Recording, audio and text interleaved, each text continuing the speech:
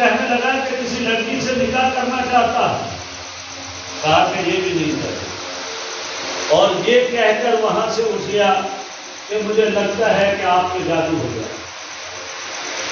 تو جب یہ کہنے کہ جادو ہو گیا تو نبی علیہ السلام نے کہا کہ چچا ہے